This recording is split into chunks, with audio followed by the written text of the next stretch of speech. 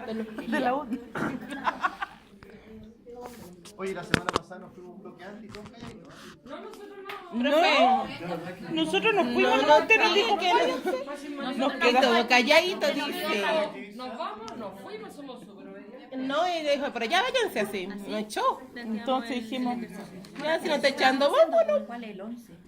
yo dije, es que, ¿sabes? Me llamó la atención que le sonó el celular. Yo dije, ¿Para profe, qué le vamos a quizás estaba reclamar? con la ¿Para hora qué? antigua. Dije, ¿Para qué le vamos a reclamar al profe si no está echando? ¿Ya? En el del... Está distinto, no te El que mandó la foto ya en la cabina, no te digas que mandó la foto. Después es el... el agua. Usted lo planteó, sí, pero yo no lo planteé. El Yo lo agus. planteé que era un cromosoma, pero en vez de decirte una pura... me lo planteé como el de la vaca, color y cuerno. Entonces tenía que ser uno O sea, los fines de para la semana, barra porque todos los días. y otro con gel letal. Entonces el único que muere es el de la mujer, el 25%. Así lo planteé. Yo lo voy a llegar a hacer, pero no.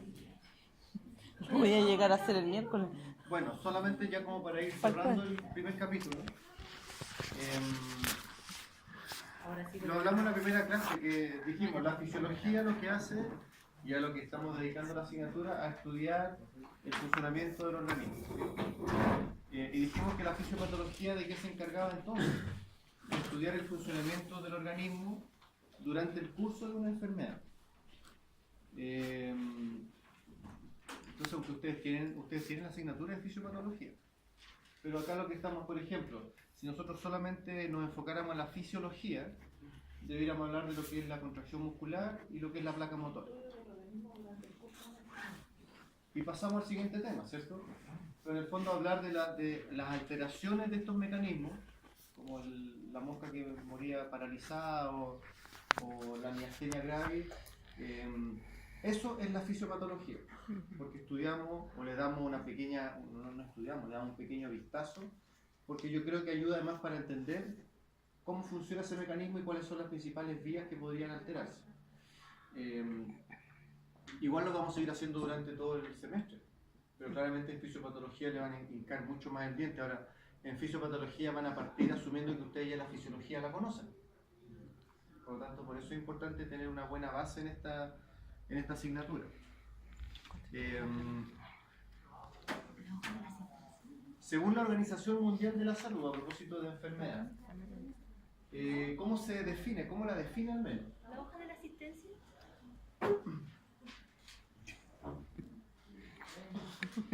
Sandra. Échela, profe. Se define como la alteración o desviación del estado fisiológico en una o varias partes del cuerpo. En el fondo, un poco es la aparición de este desequilibrio dentro de la homeostasis que hablábamos desde un principio. Por causas en general conocidas. Gracias. Porque hay ocasiones en que no se conoce el origen de una enfermedad. ¿Cómo se llama cuando una enfermedad, cuando se desconoce la causa de una enfermedad? ¿Cómo se le llama a esa enfermedad? Idiopática. Idiopática. Eso.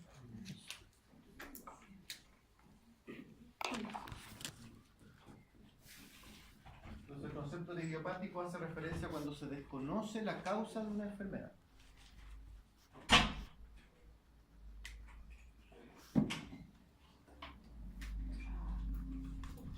Ahora, afortunadamente, en general, se conocen las causas. Muy distinto puede ser lo que hablábamos hace un rato de la miastenia gravis, en que como veterinarios no siempre nos enfocamos en llegar al diagnóstico, sino que muchas veces nos enfocamos más en curar los síntomas, lo cual en términos de solucionar el problema está perfecto. Pero así es como se subdiagnostican muchas enfermedades. Generalmente llegar a un diagnóstico definitivo requiere de exámenes complementarios que no siempre a lo mejor se va a estar dispuesto a pagar, y por lo tanto uno tiene que entrar en términos de beneficio. Claro, costo-beneficio. Y por ejemplo, hace unos años se implementó el sistema de clínicas centinelas. estaba organizado por la SOCHIVET, que era la Sociedad Chilena de Infectólogos Veterinarios. Y lo que buscaba en el fondo era hacer un monitoreo de cuál era la prevalencia de distintas enfermedades infecciosas. Esto estaba principalmente en animales menores. Y las clínicas Centinela lo que buscaban entonces era cuando llegaba el ejemplo clásico, un cachorro de 2-3 meses con una gastroenteritis hemorrágica, en que las causas pueden ser variadas, o hay distintos virus que pueden provocar estos síntomas, pero en realidad como más allá del agente causal, el tratamiento generalmente es el mismo. Se le coloca, presenta gastroenteritis hemorrágica y el tratamiento y si todo anda bien, perfecto. Pero ¿cómo podríamos conocer si es por un coronavirus o un parvovirus, por ejemplo? Examen. Y lo que hacía la SOCHIVET, y a eso quería llegar, financiaba estos kits diagnósticos. Y por lo tanto, usted me hace el favor de ser clínica Centinela y yo gratuitamente le paso los kits diagnósticos para que usted me retroalimente con la información. En ese sentido, ayuda mucho en términos de conocer las prevalencias de algunas enfermedades en el país, porque el gran problema es que siempre que estudiamos algo, todas las referencias, las prevalencias, las incidencias, las tasas de mortalidad son de otros países. Y nos vemos obligados a tratar de aplicar todos esos porcentajes a una realidad que es totalmente distinta a de la cual provienen los datos. ¿Por qué? Porque en realidad la investigación en ese sentido en Chile no está muy alentada porque no están los recursos para que la gente se interese en hacer este tipo de cosas.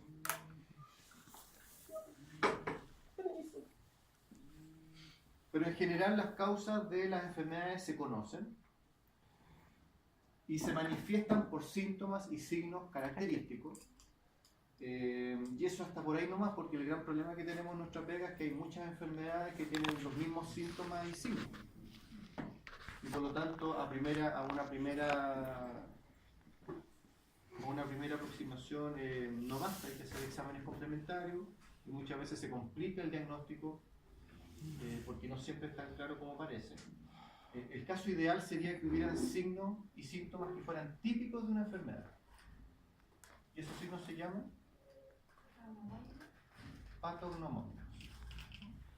Aquellos signos y síntomas que son típicos de una enfermedad y que por lo tanto si yo los describo inmediatamente tengo el diagnóstico, son signos patognomónicos.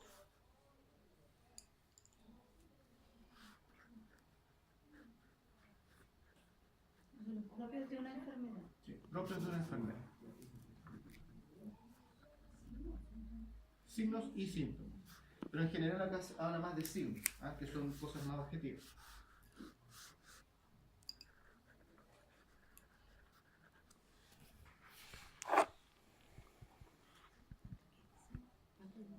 Patognomónico. Y dice, y cuya evolución es más o menos previsible. La evolución de una patología nosotros se la informamos a la persona a través de lo que le llamamos el pronóstico. Dependiendo de cuál sea el examen clínico, el diagnóstico, uno puede dar diagnósticos favorables. Es decir, no, en realidad esta patología se resuelve con mucha facilidad, el tratamiento clásico funciona muy bien, además que los síntomas en el caso de su perrito, gatito, son muy leves, así que el diagnóstico es favorable. Vuelva a control en unos días más, o lo llamamos por teléfono. A veces no es tan simple porque el diagnóstico corresponde a una patología que puede ser más o menos compleja y por lo tanto el diagnóstico definitivamente puede ser desfavorable. Una neoplasia, maligna especialmente, o alguna patología degenerativa. Así que el pronóstico es malo. O muchas veces el pronóstico reservado. ¿Sí? Ahí nosotros, dependiendo de la información que obtengamos del paciente, acá lo más importante en el pronóstico es no generar falsa expectativa. Por mucho que uno quiera que la persona no se preocupe, dar falsa expectativa es ponerse la soga al cuello uno mismo, finalmente.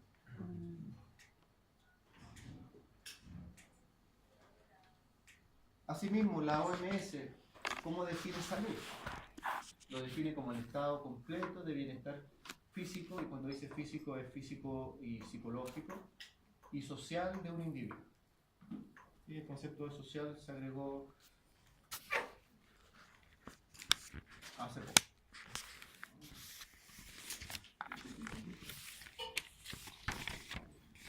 Así como la Organización Mundial de la Salud vela por y además establece las políticas a nivel mundial para el control, prevención o ataque de alguna patología, ¿cuál es el equivalente para los animales, para la salud animal? Tenemos los animales, o sea, ¿tienen los animales una Organización Mundial de la Salud también? Sí. El que tiene la diapo en la mano está fácil. La FAO, dice. No, oye, La PMS. OIE. Oye.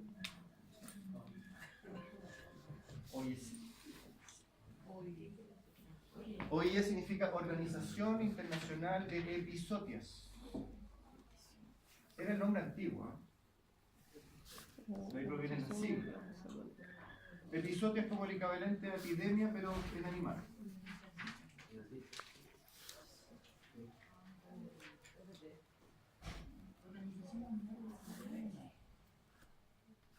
Organización Internacional de Episodios.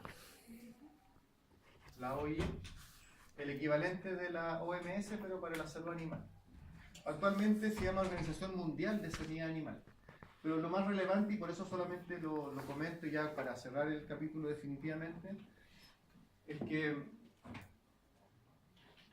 hace poco se dieron cuenta de que velar por la salud humana no podía dejar fuera, o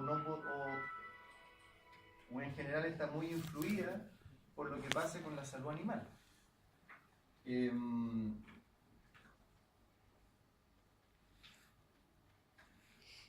¿Cómo se me fue la idea? Pero bueno, la zoonosis, por ejemplo.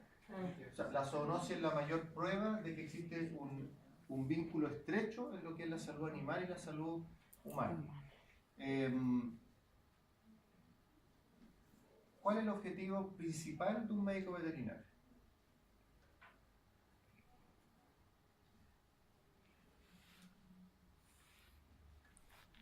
La salud y bienestar animal. Para que se profundan las enfermedades a los humanos. no, pero darle un bienestar a los animales. ¿Hablar por la salud y bienestar animal? ¿No? Sí. Pero es velar por la salud pública. Igual, a la mano. Sí, también, ¿no? Salud pública, salud animal.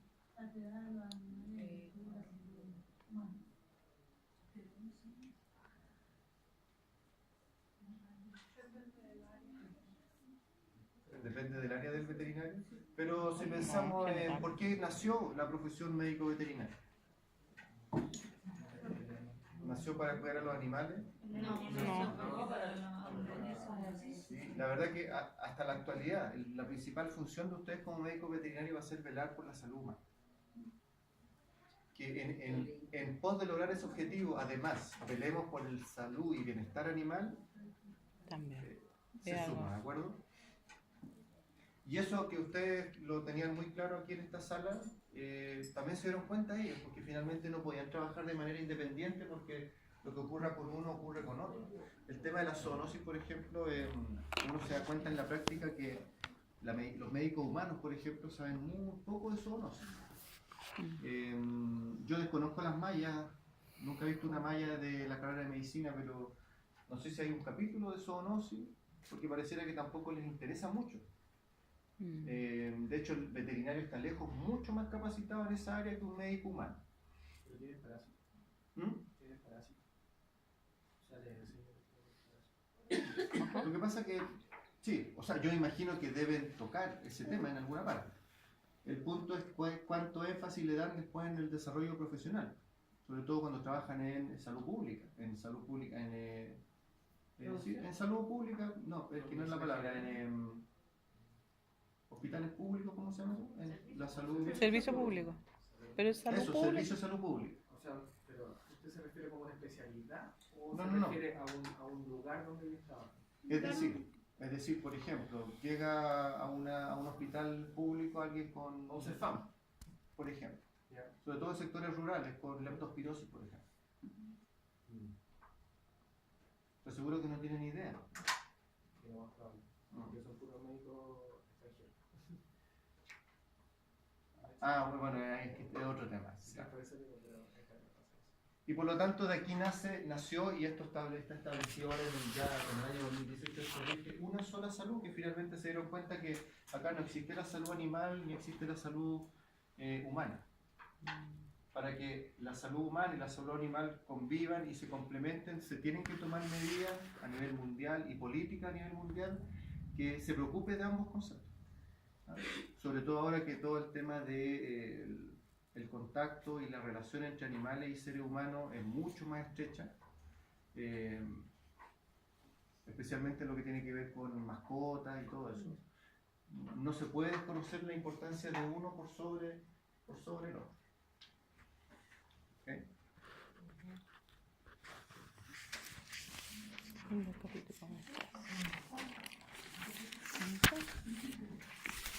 Sí, tan, pero ahora seguimos con el Sistema nervioso. sistema nervioso.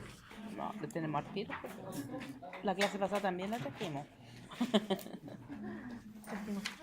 Hasta ahí entran dos.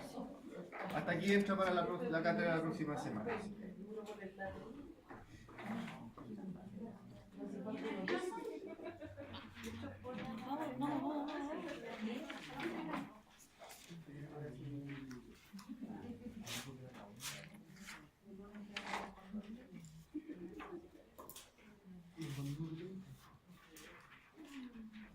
No lo tiene. La porque verdad se que del me sistema perdió. nervioso hablamos bastante en el primer capítulo, Sí.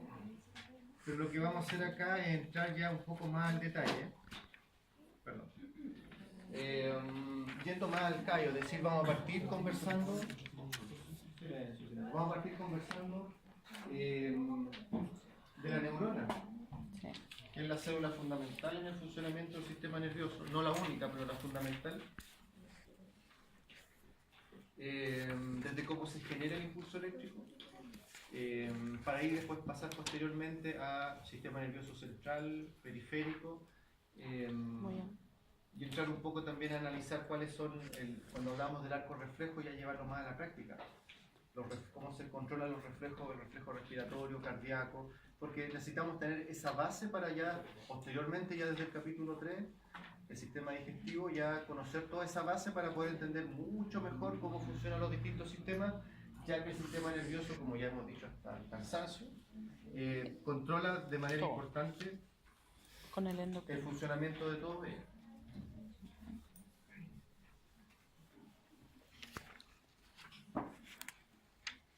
Hablemos del impulso nervioso. Lo primero que hay que tener en cuenta es que todas las células del organismo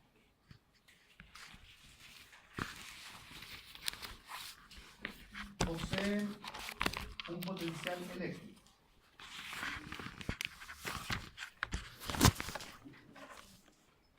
Y ese potencial eléctrico está dado por la presencia de iones. Entendiendo un ion como, ¿qué es un ion? Negativo positivamente. Casi, un átomo. No. Sí. Exacto. O positiva. Porque Un este ion. ion, si es de carga positiva, Anión. Catión y anión. perfecto. Positiva, negativa. Ahora, respecto a este potencial eléctrico que tiene toda célula, los principales cationes y aniones que participan en este equilibrio, Soy el potasio. sodio y el potasio. Sí. Y en estos términos, lo normal es que en el medio intracelular predomine el potasio y en el extracelular predomine el sodio. ¿Ya? Y por lo tanto, la diferencia entre la concentración de ambos iones va a generar lo que se denomina un potencial de reposo, que se puede medir, que es de menos 94 milivolts.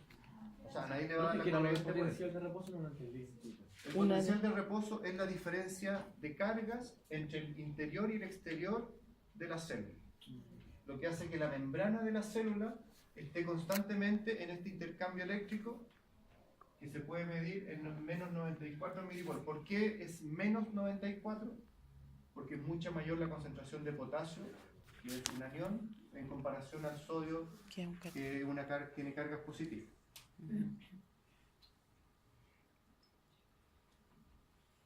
Si nosotros hiciéramos algunos hoyitos en esta membrana, ¿cuál sería la tendencia natural del sodio y el potasio? Que entraran.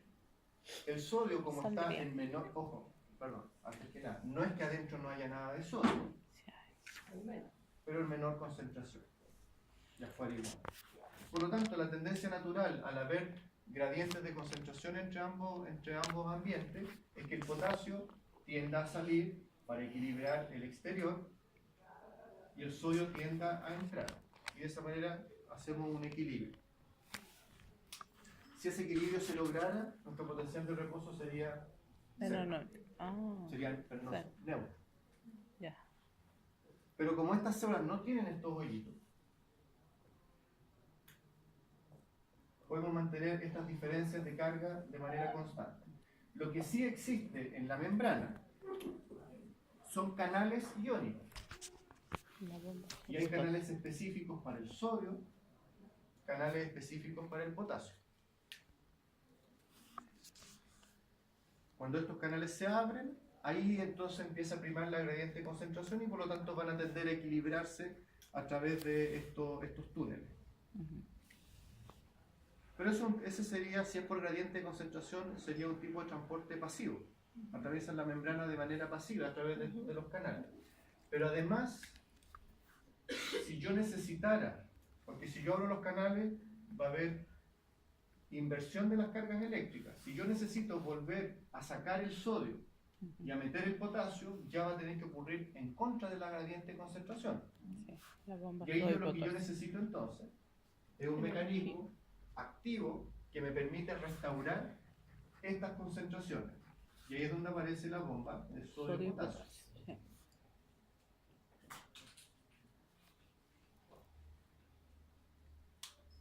Aquí estamos hablando en general, todavía no nos metemos con la neurona, ¿sí?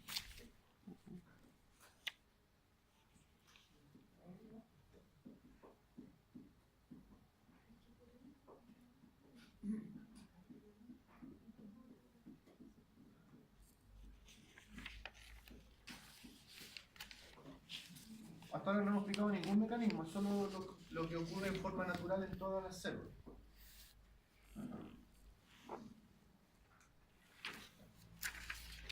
Sin embargo, en la neurona aquí lo que tiene de especial, que es capaz de invertir este potencial de membrana, este potencial eléctrico, y concentrarlo de tal manera que puedo alcanzar un umbral que genere un impulso eléctrico.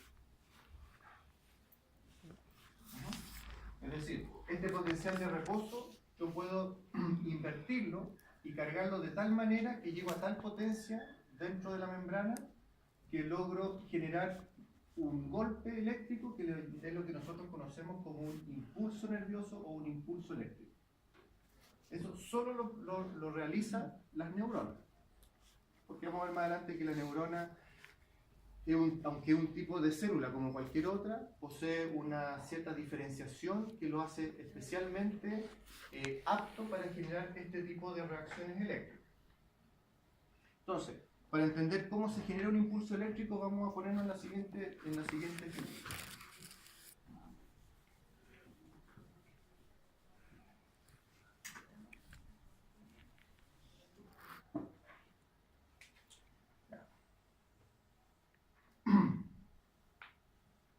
Más potasio en el interior, más sodio en el exterior. Cuando el impulso eléctrico, cuando un estímulo llega a la célula, a la neurona, lo primero que ocurre es que se abren los canales de sodio y por lo tanto el sodio comienza a ingresar rápidamente al interior de la célula. ¿Ya? Nuestro potencial es de menos, vamos a colocarlo acá, es de menos 94 milivolts. Y al mismo tiempo que se abren los canales de sodio y el sodio comienza a entrar, se abren los del potasio y el potasio comienza a salir. gradiente de concentración, nada más. Pero si esto ocurre, ¿qué le pasa al interior de la célula? Se empieza a volver más positivo, porque el sodio está comenzando a entrar y más encima lo negativo empieza a salir. Y por lo tanto mi potencial de membrana comienza a pasar menos 90, menos 80, menos 70, se empieza a volver más positivo. ¿Sí?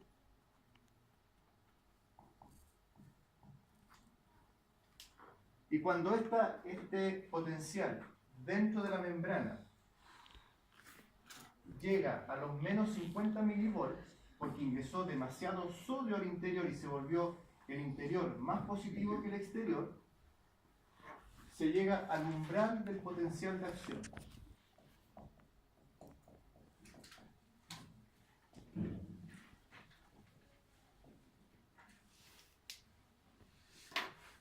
Pensémoslo así, en el fondo lo que la neurona comienza a hacer es a llenarse de sodio, no de odio, de sodio, a cargarse positivamente cada vez más, mayor cantidad de sodio, el potasio empieza a salir.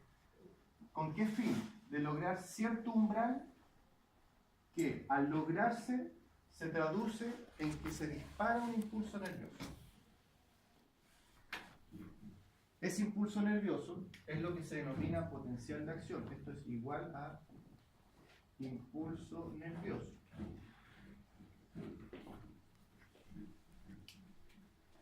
Así de simple. El impulso nervioso entonces se gatilla porque el interior de la célula se vuelve más positivo que el exterior. Y eso ocurre por la entrada del sodio.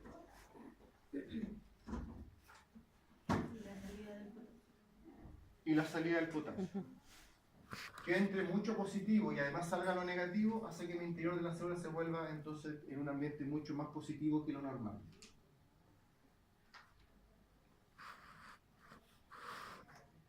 Este proceso entonces, cuando se genera el impulso nervioso, es lo que se denomina repolarización.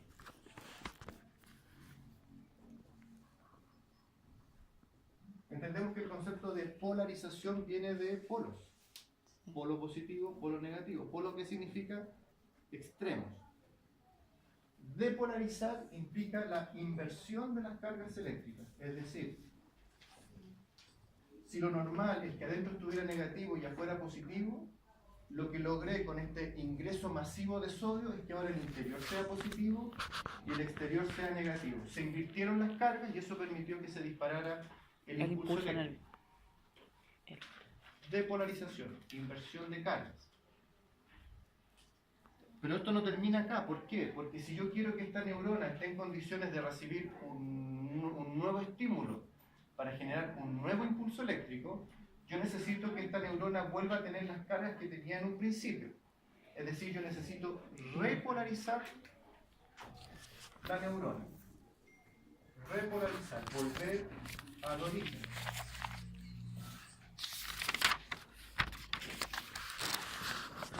¿Y cómo logro esa repolarización? ¿Cómo logro ahora volver a meter el sodio, volver a meter el potasio y sacar el sodio? Y ahora en esta segunda parte es donde actúa la bomba sodio-potasio, que están en la membrana. Quiero que empiecen a hacer a la fuerza, empiecen a tomar el sodio que estaba adentro. Recordemos que ahora tenemos el sodio adentro y el potasio afuera. Empiezo a sacar a la fuerza el sodio y a meter el potasio. Y así funciona la bomba sodio-potasio. Por cada 3 átomos de sodio que extrae, ingresa 2 de potasio. Y lo que hago entonces a la fuerza, volver a colocar todo como estaba en un principio. ¿Para qué? Para dejarlo listo nuevamente. Y, obviamente, del momento que empiezo a meter las cargas negativas de vuelta y a sacar lo positivo, mi potencial empieza nuevamente a volver a mi potencial de reposo, que es menos 94, y por lo tanto quedo nuevamente listo para poder generar un nuevo impulso eléctrico. Es como pensar una onda. Tengo la piedra en la onda, empiezo a cargar positivamente mis células, como estirar la goma de la onda, y cuando llega a menos 50, la suelto y sale disparada. pero si me quedo con la onda así en la mano no puedo volver a tirar ninguna piedra nuevamente, así que tengo que volver a estirar la goma. ¿Y cómo vuelvo a estirar la goma? Volviendo nuevamente a que mi carga negativa esté mayor en el interior, es decir, lista para que frente a un siguiente estímulo yo vuelva a soltar la mano y la piedra salga disparada.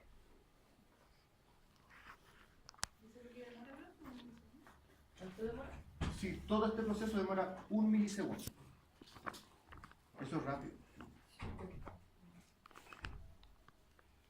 Por eso cuando hablamos del arco reflejo y la mano que se quema, es decir, yo no alcancé a tomar conciencia y la mano ya se retiró. Y retirar la mano implica que el impulso viajó de la mano al centro del sistema nervioso central y volvió para generar un efecto. Habla también de lo rápido que ocurre la contracción muscular, que veíamos en el módulo anterior también. No olvidemos, potencial de acción es sinónimo de impulso nervioso. El potencial de acción ocurre a menos 50 milivolts. Y para que eso ocurra tiene que haber depolarización. Depolarización es inversión de las cargas. Repolarizar es volver las cargas a como estaban en un principio. Recargar la neurona. ¿Alguna duda en esto? Ah, sí, bueno, digo menos 50 un poco para especificar, pero Puede ser entre los 70. umbrales, hay distintos umbrales dependiendo del tipo de neurona. Cuando hablan, por ejemplo, el umbral de dolor es diferente entre distintas personas porque el impulso eléctrico que envía la información de dolor se alcanza antes o después dependiendo de las características de cada individuo, por ejemplo, por dar un ejemplo. Lo que sí, más allá de cuál sea el valor exacto en el cual se provoca la depolarización, siempre se caracteriza porque el interior celular se volvió más positivo que el exterior. Totalmente lo contrario al potencial de reposo. Dijimos entonces que la unidad funcional del impulso nervioso es la neurona. La neurona es una célula, como cualquier otra, en términos que tiene una membrana plasmática, tiene un citoplasma, tiene un núcleo, tiene organelos citoplasmáticos, pero sí tiene una forma bastante particular. Recordemos las partes de una neurona. Un volantín es una neurona. Recordemos las partes de una neurona.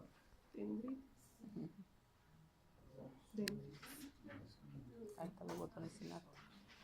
Dendritas, sí. ¿Qué significa dendro? Morir. Dendro, ¿qué significa? ¿Qué significa? Dendro significa rama. Por lo tanto, dendritas son ramificaciones pequeñas. Las dendritas desde donde salen del cuerpo neuronal, también llamado soma neuronal. Soma significa cuerpo finalmente, donde está el núcleo celular. Posteriormente tenemos como una gran dendrita finalmente, que es el axón. Longitud puede variar, generalmente es único, pero que sí puede ramificarse en varias ramas cuando llegamos al final del axón. ¿Cómo se llama esta zona final del axón? En algunas partes se le llama arborización terminal, ramificación terminal. También se le denomina telodendrón. Sí. ¿Qué significa telodendrón? Es como así, ¿no? ¿Qué significa telo? Dendrón ya sabemos lo que significa, como rama, ramificación. ¿Y telo?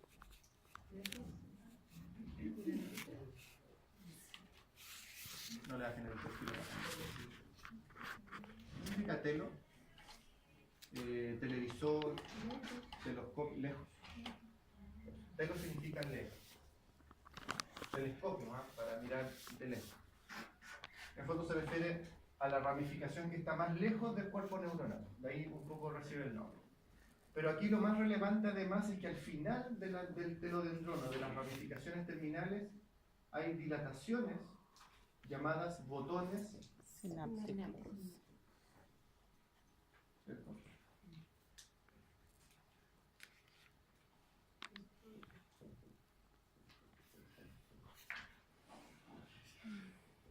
Botones sinápticos. ¿Cuál es la gracia del botón sináptico? Es que en el interior de los botones sinápticos están los neurotransmisores. Eso que siempre decimos que se liberan para generar la sinapsis. Bueno, en el botón sináptico están los neurotransmisores.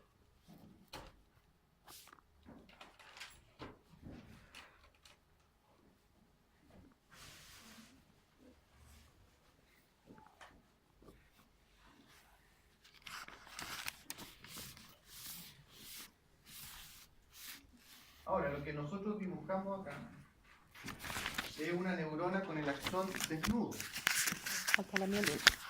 Sí, porque algunas células No. poseen una cubierta en el axón, de lo que se ve en la imagen. Las células de Strand. Ahí, en el axón. Sí, que son las células de Schwann.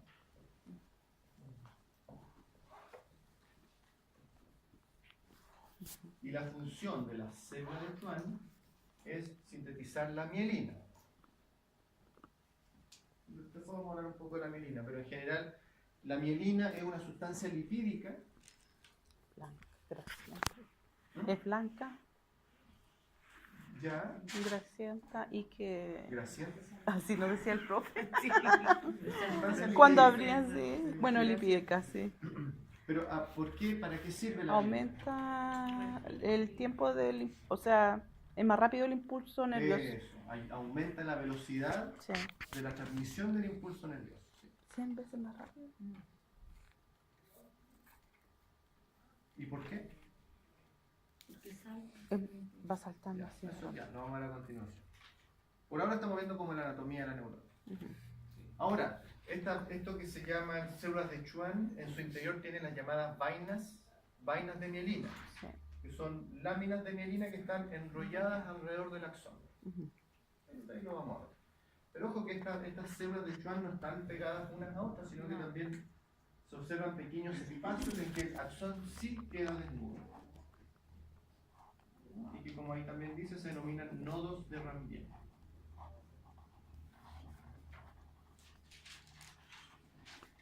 Por lo que yo estamos como repasando, ¿no? Porque Ranvier. tú lo conoces, ¿sí? De Ranvier. Ranvier.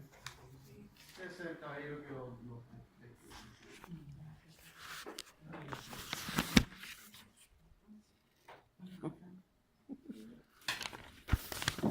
Eso es como la estructura básica de una neurona. Lo que más nos interesa ya está ahí descrito. Ahora, yo les mencionaba recién que cuando se genera la depolarización de la neurona y llegábamos a menos 50 milivolts, se disparaba un impulso eléctrico que viajaba por la neurona.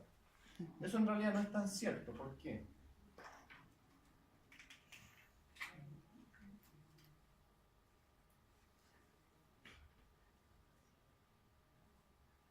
Porque eso que acabamos de conversar ocurre en el primer segmento del axón. Es en esta zona del axón donde se abren los canales de sodio y potasio, y el sodio comienza a entrar y el potasio empieza a salir, y por lo tanto aquí se genera el impulso eléctrico. Es decir, esa depolarización está ocurriendo solamente aquí. Y ese impulso eléctrico que se produce, lo que hace es estimular al siguiente segmento del axón para que se abran los canales de sodio, se abran los de potasio, logremos un impulso eléctrico, el cual va a estimular al siguiente segmento, y así sucesivamente vamos avanzando hasta que llegamos a la sinapsis. Ahora, esto ocurre tan rápido que en realidad en términos prácticos como que el impulso sale disparado inmediatamente hasta el final de la neurona. Que es lo que muestra un poco la imagen. Pero ¿cuál es la gracia? Que así como se estimula al segmento siguiente, el primer segmento comienza el proceso de repolarización, es decir, el impulso ya pasó al siguiente segmento y este está volviendo a las cargas eléctricas normales, porque así queda listo para que si llega un nuevo impulso eléctrico pueda generarlo nuevamente de manera automática. Esto es lo que explica además por qué el impulso eléctrico siempre viaja en una dirección y no se puede devolver, porque si este impulso eléctrico quisiera devolverse, se va a encontrar con un segmento que está en repolarización y no está en condiciones de generar un nuevo impulso eléctrico como para que se empiece a estimular hacia el lado contrario. ¿Me explico? Sí. Pero no, perdón, no dije. Ahora, ¿qué es lo que hace a la neurona especial y que permite generar este tipo de inversión de carga eléctrica? Porque, insisto, esta diferencia, este potencial de reposo de menos 94, con mucho potasio adentro y mucho sodio afuera, existe en todas las células. Pero ¿por qué la neurona puede generar este cambio? Principalmente porque posee gran cantidad de canales iónicos en su membrana que permite entonces el intercambio entre el intracelular y el extracelular. Tiene abundantes canales de sodio y potasio, canales iónicos, abundantes bombas de sodio y potasio, porque no basta con que de repente una célula logre generar un impulso eléctrico, sino que tiene que tener la capacidad de volver a meter el potasio y a sacar el sodio. Y si no tuviera suficientes bombas de sodio y potasio, las cuales hacen este trabajo en contra de la gradiente de concentración, no podría tener la misma capacidad, es decir, lograría hacerlo una vez y nunca más. Y además la neurona tiene además canales para iones cloro. El cloro también es un anión, también es de carga negativa, por lo tanto la neurona puede ayudarse a recuperar su polaridad, su potencial de reposo, no solamente haciendo que el potasio, que es negativo, vuelva a entrar a la célula, sino que si además me ayuda metiendo iones cloro, hago mucho más negativo el interior de la célula. Y por lo tanto genero con mayor facilidad diferencias entre lo positivo exterior y negativo al interior. Si el no, no. Sí, pero... Lo que quiere es que sea positivo para que tenga el impulso. No, pues está repolarizando. En el fondo explica por qué la neurona puede hacer todo lo que comentamos antes, esto de sacar sodio, meter potasio o viceversa, cosa que las otras células no poseen. Pero, insisto, me interesa que si lo que expliqué no se entendió, alguien me diga, sabe que yo no entendí.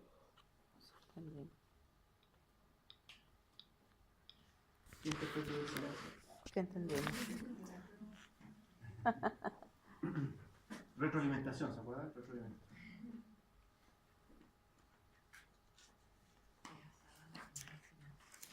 No, qué día sábado, no. ¿Qué día sábado? No, sin nada. ¿Qué características tiene? Ya vimos cómo se genera un impulso nervioso. ¿Qué características tiene? ¿Qué características tiene un impulso nervioso? Es unidireccional, dijo que va hacia un lado. Ya, sí, pero una vez que se genera, eso que se generó, ¿qué características tiene? Primero que es unidireccional, por lo que acabamos de comentar. El impulso siempre viaja desde el soma hasta el final de la acción.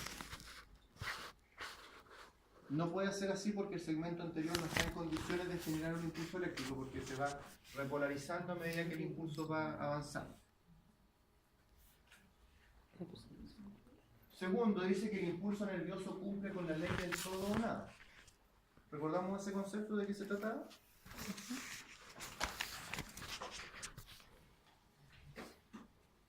Este es el reposo. Aquí estamos esperando a que nos llegue un estímulo. Llega el estímulo, se abren los canales de sodio, se empieza a volver el interior más positivo y cuando llego a menos 50, se dispara el impulso. Pero ¿qué pasa si el estímulo que recibe esta neurona solamente permite de que esto llegue a menos 60? Y más que eso, más estímulo no hay. No entró suficiente sodio para llegar a menos 50, sino que llegó a menos 60. ¿No? La ley del todo o nada dice que o llego al umbral o no hay impulso eléctrico. En ese sentido, aquí no se va a generar un impulso eléctrico un poquito más débil porque en realidad no llegué a menos 50. O si tuviera un superestímulo y llegara a menos 20, no se va a generar un superimpulso nervioso porque sobrepasé el umbral. Se va a generar un impulso de menos 50 milivolts y la misma potencia. Eso no varía. Entonces la ley del todo nada dice, o llego al umbral o no llego. En otras palabras, todos los impulsos nerviosos entonces son iguales. Todos son iguales. Por eso no sé si lo mencionamos acá, pero el sistema nervioso finalmente trabaja igual que un computador, que el código binario de un computador, que es 1 o 0. El sistema nervioso o hay impulso o no hay impulso. Es así de básico. No hay impulso ni más pequeño ni más grande. ¿Okay? Ahora, que todo esto funcione solo con 1 y 0 es interesante. Y por último dice, todos los impulsos son semejantes. Y el hecho de que percibamos diferentes sensaciones, como las sonoras o las visuales, no se debe a que el estímulo sea diferente, sino que solo se debe al lugar del sistema nervioso que esté procesando ese impulso. Si nosotros en teoría, tomáramos el nervio óptico y lo conectáramos con la corteza auditiva del cerebro, veríamos sonido. ¿Se entiende la idea, sí? ¿No hay estudios de eso? Científico loco. No. Esto me recuerda al concepto de psicodelia que existía en los años 60, 70. Las drogas psicodélicas lo que hacían era eso. Que la gente veía sonido y escuchaba imágenes. Psicodélico significa eso. De acuerdo, por lo tanto, el impulso que me hizo darme cuenta que me apreté un dedo es el mismo que me permite ver una película. ¿Cuál es la diferencia? Que hay una corteza visual que convierte ese impulso en imágenes y el otro hay un sistema nervioso integrador que lo convierte en una sensación de dolor. Los impulsos son todos iguales, 1 o 0. Y eso me hizo acordar de esta frase que siempre la encontré interesante y nunca tuve una respuesta. Y la tuve hace poco en realidad. Me dicen, ¿qué es el sonido de un árbol que cae en el bosque si no hay nadie que lo escuche? Bueno. Yo les pregunto a ustedes.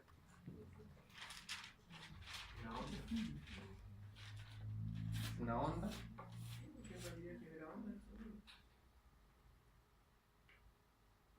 ¿El resto puede opinar también? ¿Hay sonido o no hay sonido? Sí, pues hay sonido. Sí, pero... Si tomamos el punto de vista que el sonido se puede Es que lo que pasa cuantificar es que en llegar las es que si nosotros no lo ondas, escuchamos, de la ¿cómo va a haber un vibración. sonido? Cada uno, no escuché ninguno de los La dos. gente quiere que nosotros no lo escuchamos, no hay sonido. Si no hay nadie que lo escuche, no hay sonido. No hay Entonces. sonido. No. Pero no significa que nosotros no sepamos que el árbol cuando cae suena. O sea, el árbol cuando cae suena, pero nadie lo escucha. No, pero lo que tú mencionas por ahí va. Esto la respuesta me la dio un sonidista. Me dijo, pero obvio, pues me dijo, sí, la respuesta es obvia. ¿Cuál es? Claro, cuando un árbol cae en un bosque, lo que se genera son vibraciones, ondas, que solo se van a convertir en sonidos si es que hay Cuando un lo sistema interpre- nervioso que lo puede captar interpretan. esas ondas y convertirlas en una sensación de sonido. Un transductor de la información. Claro, eso. Entonces, si no hay ningún ser vivo que tenga un sistema auditivo, No hay. no hay sonido. Ah, Pero las ondas existen. Hay Las ondas, ondas pero no hay sonido. Hay ondas, pero no hay sonido. Me interesa.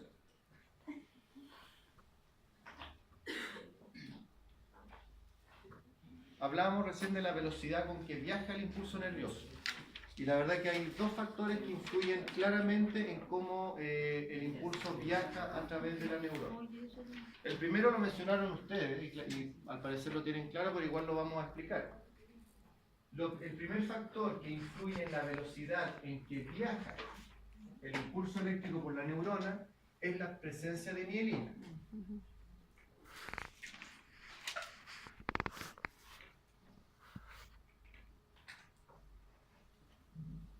Tenemos la neurona con el axón, con sus vainas de mielina, hasta la ramificación terminal. ¿Qué es lo que ocurre con el impulso nervioso en una neurona cuyo axón tiene vainas de mielina? El mecanismo es el mismo. En el primer segmento de la neurona empieza a entrar el sodio, salir el potasio, se empieza a cargar positivamente hasta que se dispara el impulso y estimula la siguiente zona. Se empieza a cargar, pero cuando hay vainas de mielina, el impulso lo que hace es saltar al siguiente segmento, donde está el axón desnudo, porque para que haya intercambio de sodio y potasio necesita una membrana cuyos canales iónicos tengan contacto con el extra y el intracelular. Y la parte del axón que está envuelta en la vaina de mielina no tiene esa posibilidad. Está como aislada. La mielina es como el equivalente del plástico del cable eléctrico. Es un aislante. Y por lo tanto, salta al siguiente, la habíamos llamado nodo de Rambier, donde aquí empieza nuevamente a cargarse positivamente y salta el impulso eléctrico. Pero cuando llegamos acá, vuelve a brincar. Si eso lo comparamos con el sistema que acabamos de mencionar en un axón desnudo, en que se carga esto y estimula el siguiente segmento y este estimula el siguiente, por muy rápido que esto pase, esto es mucho más rápido. Porque tengo que depolarizar solo partes de la neurona para poder llegar antes a los botones sinápticos que liberen neurotransmisores. Y como bien mencionaron ustedes, eso se llama conducción saltatoria porque va saltando, el impulso va saltando de un nodo de Rambier al otro. Y esto es mucho más rápido.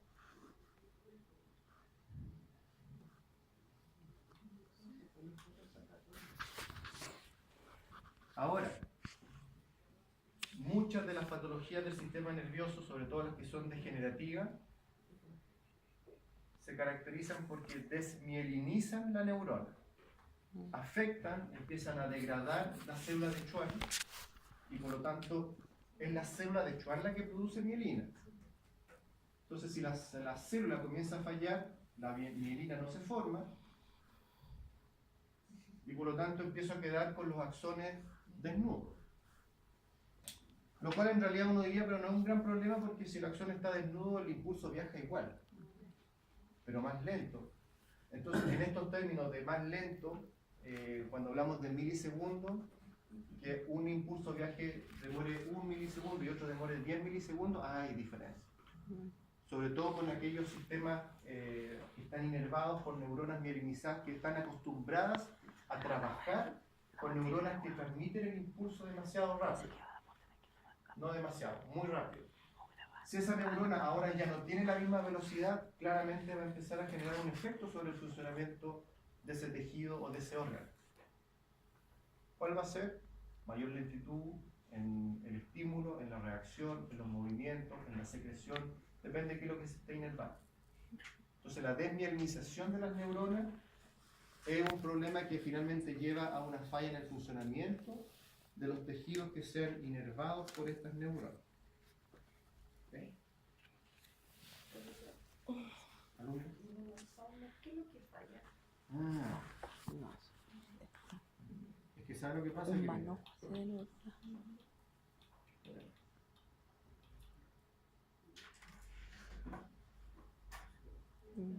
Ustedes tienen que hacer esa tarea. Eso quería mostrar.